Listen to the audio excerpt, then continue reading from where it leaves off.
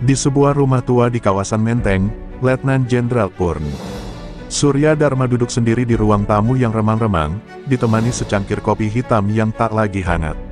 Di layar televisi yang diredam volumenya, wajahnya muncul, disebut Jenderal Tua Bau Tanah oleh Hercules dalam video yang beredar luas di media sosial.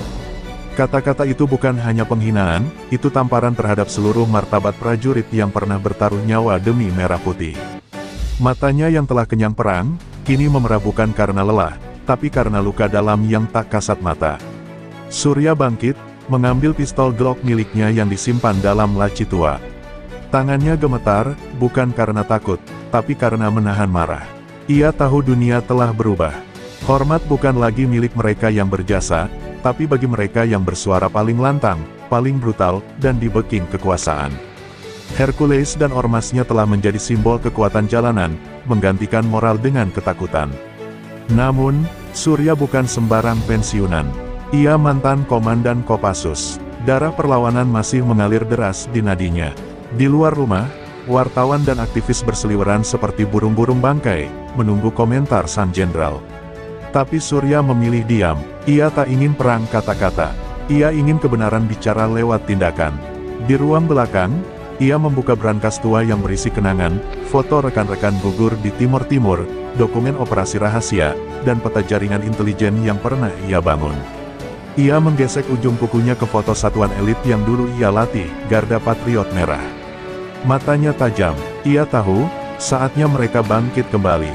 Sementara itu, di markas GRIB Jaya, Hercules tertawa keras menonton ulang videonya. Biarkan tua bangka itu bereaksi, katanya kepada anak buahnya. Kita lihat siapa yang kuat sekarang. Di balik tawa itu, ada rencana besar yang sedang berjalan, proyek tambang fiktif, penguasaan tanah adat, dan pembentukan satuan preman berseragam yang disebut Pasukan Keadilan Rakyat. Mereka menyusup hingga ke tingkat legislatif daerah. Dan yang paling mengerikan, ada dukungan diam-diam dari perwira aktif yang haus kekuasaan. Malam semakin pekat saat Surya memanggil 3 orang kepercayaannya melalui sambungan aman. Mayor Purn Dimas, mantan Intel Kopassus, Sersan Utama Bagus, ahli Medan Kota, dan Letu Retno, mantan pasukan wanita elit yang kini bekerja di BSSN. Mereka berkumpul tanpa suara, hanya saling bertukar pandang dan data.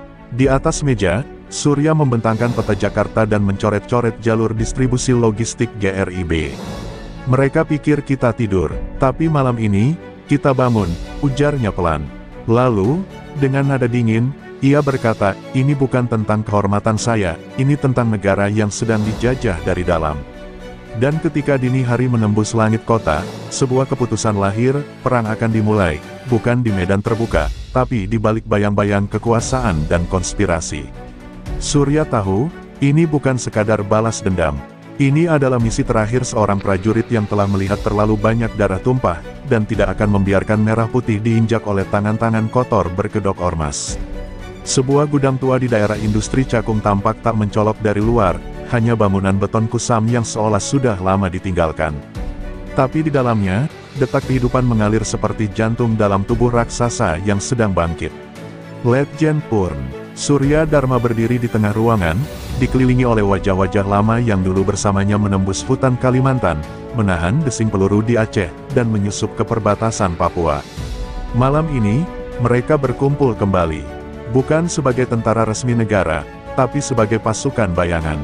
Surya menyebut mereka, Garda Patriot Merah. Negara sedang ditikam dari dalam, ujar Surya lantang, suara parau. Namun penuh tenaga, dan para penikam itu memakai seragam rakyat, berdalih ormas, bersembunyi di balik politik. Ia menatap tajam ke arah Dimas, Bagus, dan Retno yang kini telah mengenakan rompi lapis baja taktis. Kita tidak punya dukungan pemerintah. Tidak ada surat tugas. Tapi kita punya satu hal yang mereka tidak punya, sumpah prajurit, setia kepada bangsa dan negara, bukan kepada penguasa. Retno menampilkan peta digital yang menunjukkan pergerakan anggota GRIB di Jakarta dan sekitarnya. Mereka bukan hanya bergerak sebagai ormas. Mereka telah membentuk sel-sel kecil dengan struktur komando militer. Ada pelatihan taktis di pinggiran Bogor, ada distribusi senjata rakitan dari gudang pelabuhan, dan yang paling mengejutkan, ada bukti transfer dana dari rekening milik staf khusus kementerian tertentu. Kita sedang menghadapi sesuatu yang lebih besar dari ormas. Ini organisasi paralel, ujar Retno, wajahnya tegang. Dimas menyodorkan berkas intelijen yang didapat dari kontak lamanya di Badan Intelijen Strategis. Di dalamnya, nama-nama besar tertera, anggota DPR, Jenderal aktif Bintang 2, dan satu nama yang membuat ruangan senyap, Mayor Jenderal T, seorang petinggi aktif yang pernah dilatih oleh Surya sendiri. Pengkhianatan itu membuat darah Surya mendidih. Dia anak didik saya, sekarang dia jadi perisai para preman. Gumamnya pelan, matanya nanar. Sersan utama Bagus menyiapkan senjata, bukan untuk menyerang, tapi untuk bertahan. Kita tidak bisa langsung konfrontasi. Kita harus menyusup, mengawasi, dan menggoyang fondasi mereka dari dalam. Malam itu, mereka membagi tugas. Retno menyusup ke jaringan digital GRIB untuk membocorkan komunikasi internal mereka, Dimas mengaktifkan informan lapangan, dan Bagus membangun jaringan sipil militan, warga yang muak tapi takut bicara. Kita tanam benih perlawanan di tengah masyarakat, kata Bagus. Dan saat fajar pertama menembus jendela gudang tua itu, Surya berdiri sendirian menghadap matahari. Di tangannya, ia menggenggam foto lama anak buahnya yang tewas dalam misi rahasia di perbatasan Malaysia. Ia tahu, pertempuran ini tak akan memberinya penghargaan atau bintang jasa. Tapi bukan itu yang ia kejar. Ia ingin republik ini kembali kepada akar juangnya, bebas dari tirani, meski kali ini tiran itu memakai jas, dasi, dan berbicara atas nama rakyat. Hari itu, langit Jakarta mendung, seolah memberi isyarat akan datangnya badai. Di depan gedung DPRD DKI, ribuan massa GRIB Jaya berkumpul, mengenakan atribut hitam merah dan membawa spanduk bertuliskan, "Hidup rakyat, hancurkan pengkhianat." Namun sorotan mata mereka tajam dan penuh dendam. Di antara mereka, puluhan preman bertato menyusup, membawa senjata tumpul dan pentungan listrik. Hari itu bukan sekadar unjuk rasa, itu unjuk kekuatan. Dan target mereka jelas, menggertak para legislator yang menolak proyek tambang milik kroni mereka. Di balik pagar kawat berduri, sekelompok warga sipil dari komunitas pejuang lingkungan menolak mundur. Mereka datang tanpa senjata, hanya dengan poster dan suara. Namun keberanian mereka segera dibalas dengan kekerasan. Bentrok meledak begitu seorang provokator GRIB memukul seorang ibu tua hingga tersungkur. Dalam hitungan menit, situasi berubah menjadi neraka. Darah tumpah di aspal, jeritan bergema, polisi tampak ragu, sebagian justru membiarkan kekacauan terjadi. Kamera media yang hadir dilucuti paksa oleh pria-pria bertubuh besar berbaju GRIB. Dari kejauhan, Dimas dan Bagus mengamati situasi dari mobil hitam tanpa plat. Mereka melihat kerusuhan ini bukan lagi spontan, ini adalah operasi yang dirancang. Ini bukan ormas, ini operasi intimidasi politik, ujar Dimas sambil memotret wajah-wajah kunci. Lalu ia melihat sesuatu yang membuatnya mencengkeram setir erat, seorang tentara aktif, berseragam lengkap, terlihat memberi aba-aba pada pemuda GRIB. Itu Letda Guntur, satuan cadangan. Apa yang dia lakukan di sini? Gumam Bagus dengan ngeri. Sementara itu, di dalam gedung DPRD, beberapa anggota legislatif bersembunyi di ruang bawah tanah, mengunci diri karena takut. Salah satu dari mereka, Andi, yang dikenal vokal menolak proyek tambang fiktif, menerima pesan singkat dari nomor tak dikenal, "Diam, atau istrimu berikutnya." Dia gemetar. Sebagian besar dari mereka akhirnya memilih bungkam demi keselamatan keluarga. Demokrasi hari itu resmi digilas oleh sepatu premanisme yang disponsori elit. Surya, yang melihat liputan bocoran dari drone milik Retno, mengepalkan tangan di gudang rahasia mereka. Video itu tak ditayangkan di televisi, tapi tersebar liar di Telegram dan Dark Web. Netizen mulai bersuara, tagar moncong ormas dan tagar bubar Kangrip jadi trending. Namun bersama suara rakyat, datang juga rasa takut. Banyak aktivis hilang dalam semalam, rumah mereka dibakar diam-diam. Satu pesan mulai terasa di udara Jakarta, siapa melawan, akan disingkirkan. Dan malam itu, darah belum kering dari aspal saat Surya memanggil semua anggotanya untuk rapat darurat. Di tengah cahaya lampu redup, ia berkata dengan suara dalam, mereka telah menyeberang garis. Sekarang giliran kita, tak ada suara, hanya tatapan dingin. Malam itu, satu keputusan bulat dibuat, Garda Patriot Merah tidak akan bertahan lagi. Mereka akan melawan. Langit malam Jakarta pekat tanpa bintang, seolah menandai sesuatu yang kelam akan terjadi. Di markas bayangan Garda Patriot Merah di Cakung, Letjen Purn Surya Dharma dan anak buahnya tengah menyiapkan operasi besar, penyusupan ke salah satu gudang senjata ilegal GRIB di Cilincing. Namun sebelum rencana berjalan, neraka mendahului mereka. Tepat pukul 2.17 dini hari, ledakan keras mengguncang sisi barat markas. Tembok beton jebol, dan gelombang tembakan menyapu gelap malam.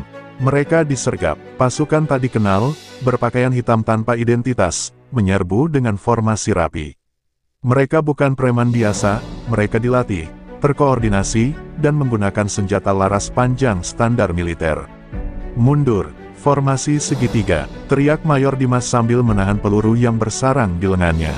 Sersan utama Bagus menggiring anggota muda ke lorong belakang sambil menembakkan peluru penutup. Namun mereka kalah jumlah, dan lebih buruk lagi, pengkhianatan telah terjadi. Seseorang telah membocorkan lokasi markas. Retno yang sedang memantau dari pusat kendali digital di lantai 2, berhasil mengunci kamera pengintai penyerbu.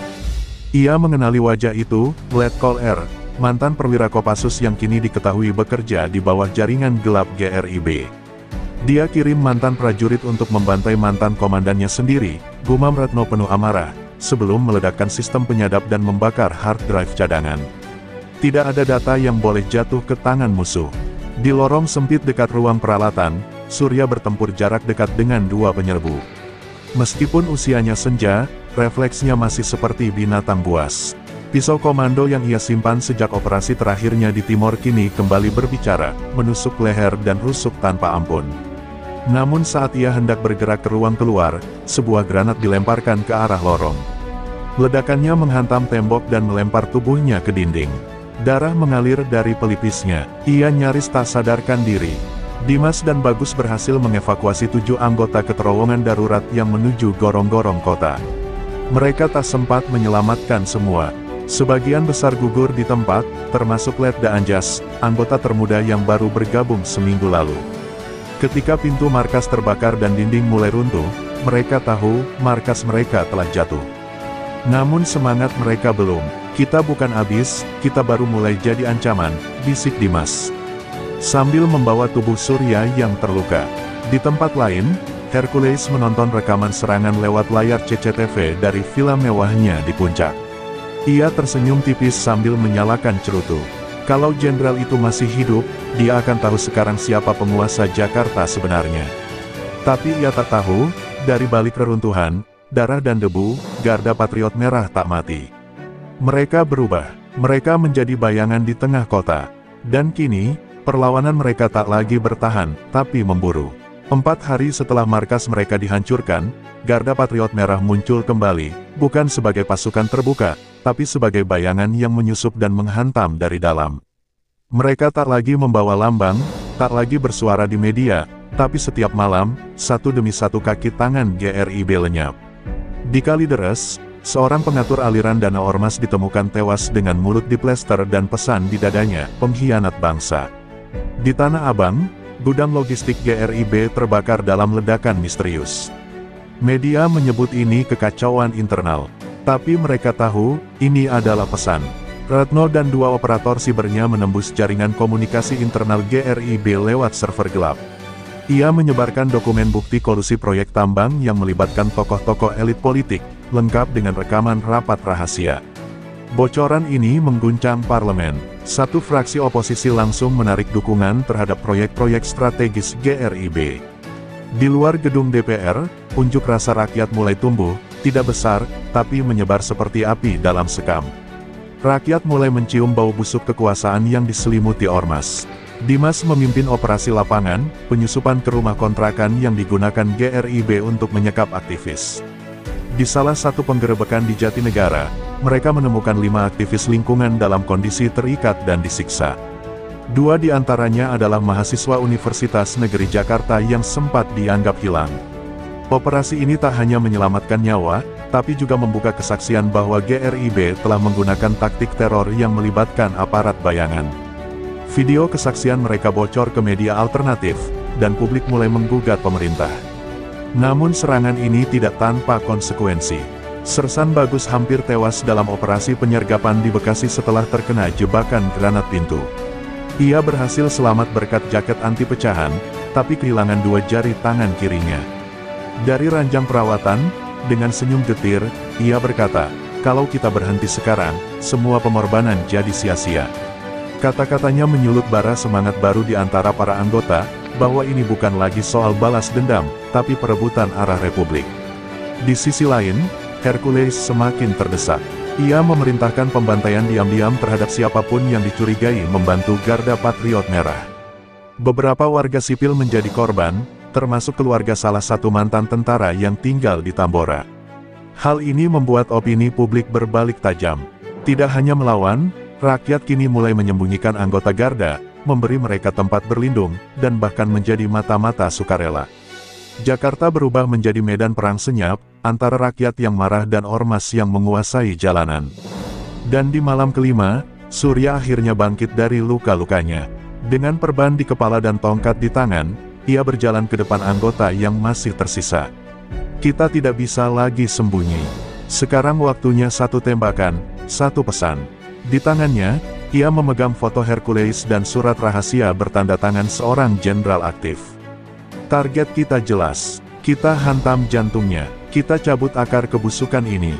Malam itu, rencana akhir disusun, sebuah operasi pembalasan yang akan mengguncang Jakarta. Senayan malam itu tidak seperti biasanya. Gedung tinggi yang biasanya berdiri angkuh dan steril dari kerusuhan kini dijaga ketat oleh puluhan anggota ormas GRIB berpakaian preman, bersenjata laras pendek dan pentungan baja.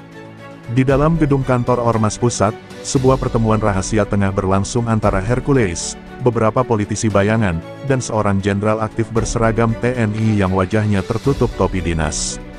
Mereka tertawa, bersulang, merayakan penaklukan Jakarta. Mereka pikir mereka telah menang. Mereka tak tahu bahwa kematian sedang mengendap di balik bayang-bayang. Pukul 23.48, lampu-lampu Senayan mendadak padam. Suara sirene palsu membelah malam, lalu senyap. Saat pasukan keamanan GRIB mulai panik, tembakan senyap menghantam 2 orang penjaga dari atap gedung. Dimas dan Retno, mengenakan pakaian penyamaran pas pampres, menyusup melalui terowongan layanan yang sudah dipelajari dari blueprint lama DPR. Di sisi lain, Surya dan 3 eks-Kopassus menyelinap dari lift darurat, membunuh penjaga secara senyap dengan pisau. Operasi Taring Merah dimulai. Hercules yang tengah bicara dengan jenderal pengkhianat sontak berdiri saat suara dentuman keras terdengar dari lantai bawah. "Kita diserang." Ia belum selesai bicara saat salah satu pengawalnya roboh dengan lubang peluru di dahi. Kepanikan melanda ruangan. Politisi lari berhamburan. Jenderal itu mencoba menelepon markas Kostrad, tapi sinyal sudah diblokir. Saat ia menoleh, Surya telah berdiri di depan pintu, memegang pistol G2 Combat. Tatapan mereka bertemu. "Masih ingat saya, Jenderal?" tanya Surya pelan. Terjadi baku tembak brutal di dalam ruang konferensi. Retno meledakkan granat flashbang yang membutakan musuh, sementara Dimas menembak dengan presisi. 2 pengawal Hercules tewas seketika, namun jenderal pengkhianat berhasil melarikan diri ke lorong belakang. Hercules melawan dengan senapan Uzi, mengenai bahu Surya.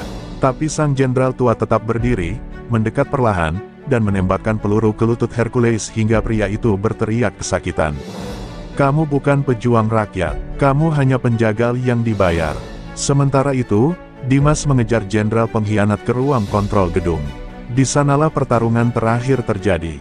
Tinju bertemu tulang, darah membasahi lantai marmer. Dimas akhirnya berhasil menjatuhkan jenderal itu dan menekan pistol ke dadanya. "Berapa harga untuk menjual bangsamu sendiri?" tanya Dimas dengan napas tersengal. Tanpa menunggu jawaban, ia menarik pelatuk. Tubuh sang jenderal jatuh, diam selamanya. Rekaman suara pertemuan rahasia malam itu berhasil disalin Retno dan dikirim ke media internasional. Sebelum fajar menyingsing, gedung Ormas GRIB sudah jadi puing. Polisi baru datang setelah semuanya usai, terlalu lambat, terlalu terlambat. Surya berdiri di atap gedung, melihat Jakarta dari kejauhan. "Ini baru awal, kita belum menang, tapi malam ini, kita buat mereka takut." Dan saat matahari pertama menyentuh kota, kabar tentang pembersihan Senayan menyebar luas. Rakyat bersorak dalam diam. Mereka tahu, harapan telah bangkit dari darah dan abu. Pagi setelah pembantaian Senayan, suasana di Istana Negara terasa menegang. Presiden tak memberikan pernyataan resmi. Panglima TNI bungkam, dan Kapolri justru mendadak mengundurkan diri tanpa alasan. Namun di ruang rahasia lantai 4 Binagraha, sekelompok orang berkumpul dalam keheningan. Mereka bukan sekadar pejabat, tapi tangan-tangan gelap negara, jenderal aktif, pengusaha tua, hingga perwakilan asing yang menyamar sebagai konsultan keamanan. Di meja itu, satu nama berulang disebut, Surya Dharma. Mereka menyadari, sang jenderal pensiunan kini mengancam lebih dari sekadar ormas. Ia mengganggu keseimbangan kekuasaan. Sementara itu, Retno dan Dimas mulai menelusuri dokumen digital yang disalin dari server GRIB. Mereka menemukan sesuatu yang jauh lebih besar, Operasi Langit Hitam, rencana jangka panjang membentuk pasukan bayangan. Gabungan ormas, preman, dan aparat aktif untuk mengendalikan wilayah-wilayah strategis Indonesia, dimulai dari Jakarta, lalu Papua, Sulawesi, hingga proyek IKN di Kalimantan. Pendana utamanya, perusahaan tambang asing, disamarkan lewat jaringan yayasan dan proyek BUMN. Rencana ini disahkan dalam rapat rahasia 3 tahun lalu, di Istana. Dimas terdiam. Kita nggak cuma lawan Hercules, kita lawan sistem. Surya mendengarkan dengan wajah kelam. Ia tahu ini lebih dari yang pernah ia hadapi selama karir militernya. Tapi ia tak mundur. Kalau sistemnya busuk, berarti kita harus jadi virus yang menghancurkannya dari dalam. Malam itu, mereka merancang satu operasi terakhir, menyusup ke sebuah villa rahasia di kawasan Puncak, yang diyakini sebagai pusat koordinasi operasi Langit Hitam, tempat para jenderal dan perwakilan asing biasa bertemu di luar radar. Operasi dilakukan diam-diam, tanpa peluru pertama. Dimas menyamar sebagai kurir logistik, menyusup lewat dapur belakang. Retno menonaktifkan kamera keamanan lewat server eksternal. Di lantai atas, Surya dan 2 ex-Kopassus memecah kaca jendela dan masuk senyap. Mereka menemukan bukti, dokumen, video rapat, transaksi uang, dan satu rekaman audio presiden yang terdengar menyetujui proyek Langit Hitam dengan suara tegang. Kalau kita tidak ambil alih duluan, negara ini akan diambil orang lain. Kalimat yang cukup untuk mengguncang tatanan Republik. Namun sebelum mereka bisa keluar, alarm darurat menyala. Pasukan elit bayangan tiba lebih cepat dari dugaan, berjumlah 2 kali lipat dan bersenjata lengkap. Terjadi baku tembak brutal di villa. Dimas tertembak di perut, Retno tertangkap hidup-hidup, dan Surya terluka parah. Tapi satu anggota berhasil meloloskan diri membawa USB bukti. Villa itu terbakar, tetapi kebenaran telah keluar dari api. Keesokan harinya, file rekaman presiden dan dokumen Langit Hitam bocor di media luar negeri. Reaksi publik meledak, rakyat turun ke jalan, mahasiswa kembali menguasai bundaran HI. Tokoh-tokoh sipil menyerukan revolusi moral. Namun pemerintah justru memperketat kontrol, menetapkan darurat sipil terbatas. Di layar televisi, wajah Surya diumumkan sebagai buronan nasional, dituduh makar. Tapi dari persembunyiannya di jalur tikus Puncak, Surya hanya tersenyum. Biar mereka sebut aku pengkhianat. Karena kadang, yang benar, adalah mereka yang paling dibenci negara. Jakarta berubah menjadi kota yang asing bagi rakyatnya. Di bawah status darurat sipil terbatas, jalanan dijaga oleh pasukan gabungan TNI Polri, tapi banyak dari mereka adalah bagian dari pasukan bayangan Langit Hitam. Pos pemeriksaan berdiri di setiap sudut kota. Media dibungkam, internet diperlambat, dan tokoh-tokoh kritis ditangkap. Namun justru dalam tekanan inilah perlawanan rakyat menemukan bentuknya. Dari kampus ke kampung, dari pesantren ke pasar, satu suara mulai menguat, Surya bukan musuh, Surya adalah cermin kebenaran. Surya, meski terluka dan diburu, tidak berhenti. Bersama segelintir anggota Garda Patriot Merah yang tersisa dan beberapa simpatisan dalam tubuh militer sendiri, ia merancang satu aksi terakhir. Bukan sekadar serangan, tapi deklarasi. Tujuannya, lapangan Monas, jantung simbolik Indonesia. Di sana, mereka akan membacakan semua bukti ke publik, secara langsung dan disiarkan lewat jaringan alternatif yang telah Retno susun sebelum tertangkap. Ini bukan lagi perlawanan bersenjata, ini pengadilan terbuka terhadap negara itu sendiri. Tanggal 17 Agustus dipilih.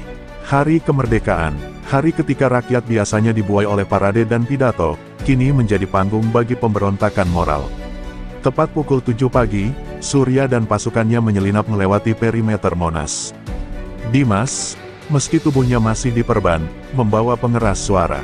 Sementara itu, simpatisan mereka yang menyamar sebagai warga biasa mengelilingi kawasan dan menyiarkan siaran langsung dari berbagai titik. Saat bendera merah putih dikibarkan secara nasional, Surya muncul di tengah lapangan. Suara Surya menggema, "Kami bukan makar. Kami bukan pemberontak. Kami hanya rakyat yang menolak dijajah oleh bangsanya sendiri. Hari ini, kami tunjukkan wajah asli kekuasaan." Ia lalu memutar rekaman Presiden, Jenderal pengkhianat, hingga bukti transaksi proyek Langit Hitam. Rakyat yang menonton dari rumah mulai keluar. Ribuan orang mendekat ke Monas. Polisi mencoba membubarkan, tapi banyak dari mereka menolak perintah. Ada yang menurunkan tameng, ada pula yang justru berbalik mendukung massa. Tak lama, pasukan khusus dikirim. Helikopter berputar di atas. Tembakan dilepaskan. Kekacauan meledak. Dimas terkena peluru di dada, dan jatuh sambil menggenggam bendera merah putih. Surya tetap berdiri, darah mengalir dari pelipisnya. Ia mengangkat tangan dan berteriak, "Merdeka itu berani melawan yang menindas, bahkan jika itu bangsamu sendiri."